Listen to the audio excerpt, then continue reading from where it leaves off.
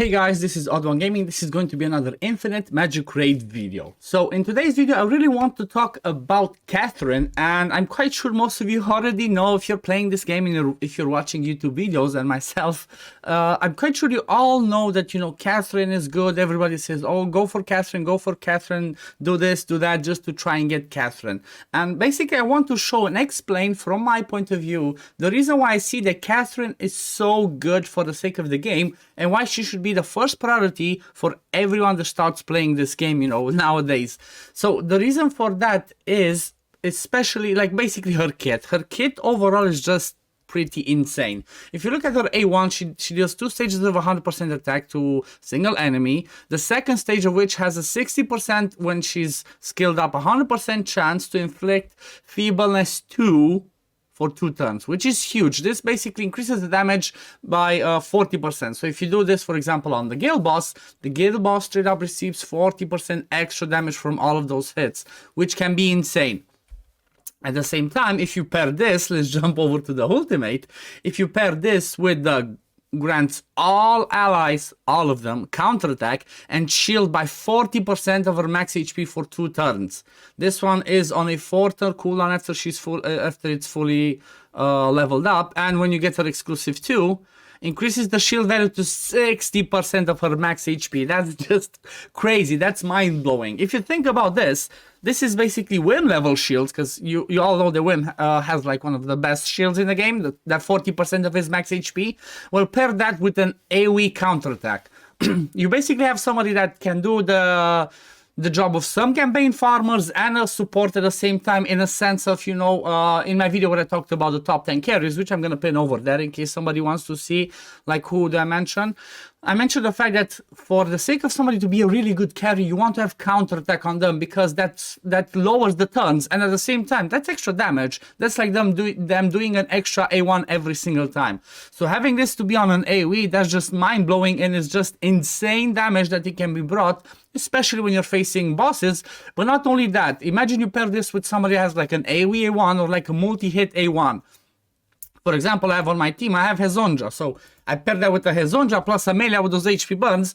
The enemy just kill themselves. Everybody's tanky with her shield, with a counterattack, and it's just insane. It's mind-blowing.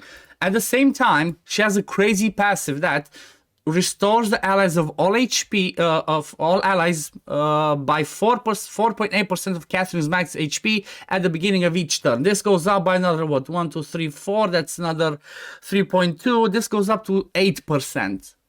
Is my math right? Let me see, 5, 6, yeah, 8% of her max HP. So if you just stack her up with a ton of HP that you already need for the sake of the shields on her ultimate, plus this one, she's just gonna do some crazy heals. So guess what? At the same time, she not only provides you shield, she brings you heals as well. And there's not all. If you exclusive her, she cleanses 1 layer of debuffs for every ally at the random when burst of energy is triggered. So she's just a mind-blowing champion. And that's not all. If that's not enough, she brings another thing, grants consolidation 2 to all allies, again on a 4-turn cooldown, which straight up reduces the damage you receive by 40%. AoE, nothing too crazy, right? And when she's exclusive 3, she gains 1 more action turn when she releases this one. The thing is like this, she prioritizes always this A2 and not the ultimate. So if you have her exclusive 3, you don't have to worry about the presetting stuff. For example, what I'm going to show you, I have her using a preset that I want her to always open with the ultimate for Arena, for example, or some other areas of the game.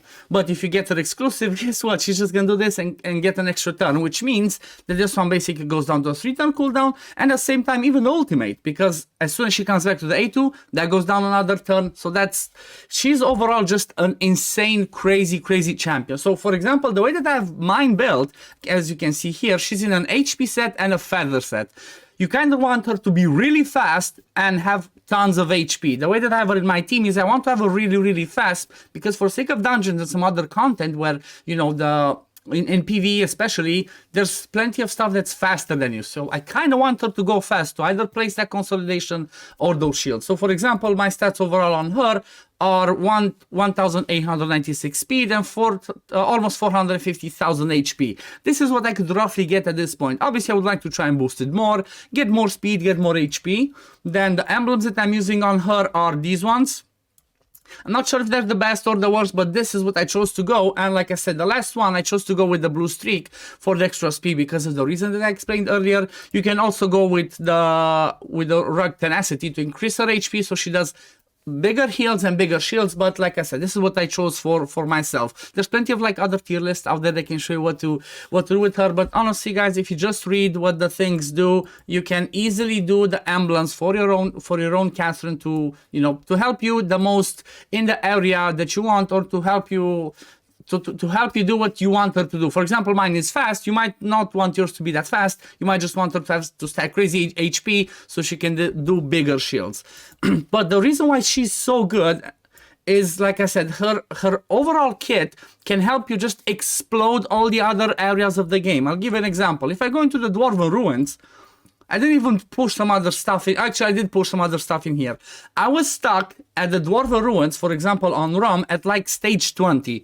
As soon as I got her, just straight up regressed Whim, swapped her in. So that's what I would suggest. When you get her, if you have somebody else that uses a shielder like a Whim, just regress Whim, put all of your, you know, all the resources that you get back from regressing Rim into her, and then later on build Whim. Do not feed your copies of those champions if you still think you're going to use them. Keep them and you're going to build them at a later stage. But what she helped me do is like straight up blow, you know, just explode and get higher in every single one of the Dwarven Ruins. Like, I'm not even kidding. I even managed to do stage 26 on Rum. This one I manualed, honestly, but I was stuck at like 22 or 23. So her kit is so good and she's so insane for the sake of progress that she just helps you pass like another 2, 3, 4 stages of the Dwarven Ruins. If I go in the Tower of Mark, for example, I got to stage 19 just by using these two and whatever random other people I had. Just Sigmund and her got me to stage 15. Again, sorry, 19, which is mind-blowing. She's just insane. And keep this in mind, I don't even have mine exclusive yet because I got my Katherine from the... from 3-starring campaign. That was the easiest way for me to do it. Again, keep this in mind, guys. If 3-starring campaign is the easiest way for you to get Katherine, do that. If it's getting, you know, if it's finishing the campaign quests, then do that. It doesn't matter. Try to get her as soon as possible, the first copy at least, and then after that slowly focus till you get the second copy, because that, you know, that extra cleanse on her passive can be really, really good. And then after that, you know, getting the second and third ones might be a bit more difficult because you have to get them from getting extra stars in Tower of Mark. As you can see, 240, the next one, then 280, then 320, and then 360. Obviously it's gonna, you know, it's gonna take you a while till you get all these stars, but even if you can get to like exclusive 2 or even 3 for the sake of the extra, sorry, I think it's the exclusive 2. Let me check again. I just said it, I forgot. But even if you get to the point where you get up to that exclusive, yeah, exclusive 3. So if you get that exclusive 3, that's just gonna be crazy. It's just, I don't know, I'm just super hyped and super happy about that I got her, because at the same time, she helped me do some crazy damage over here in the guild boss. Like, we opened stage 4 recently, but before, on level 3, for example, I used to do just about 1 key, like 30 mil, 29, 30 mil, I was just on the limit. You know, that was just crazy. As soon as I got her, and look at what I'm using. I'm just using the HP burners, level for an increased attack, and a random water for sake of poisons. As soon as I got her, my damage exploded by like 10 million. I think I'm doing, I cannot see this. You know what? Let me make a run, let me show you exactly what damage I do with her, and we're gonna come back.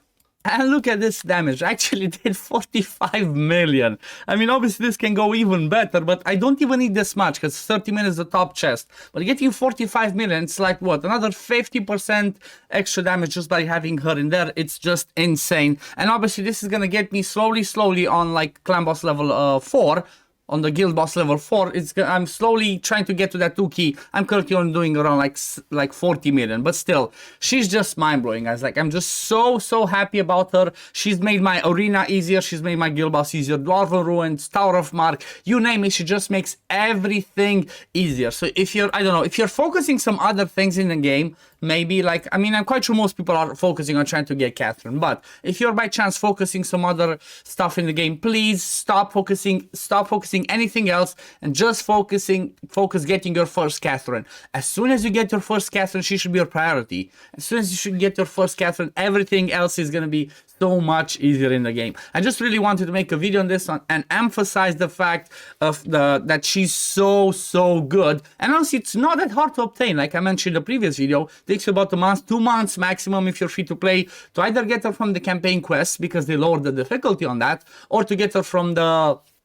3-starring campaign like I did it myself. So I hope you guys get your Katherine as soon as possible, and then you're gonna know what, you're gonna know what I'm talking about and why I'm like so hyped about her, because she's so crazy. But yeah, this is gonna be it for the video today, guys.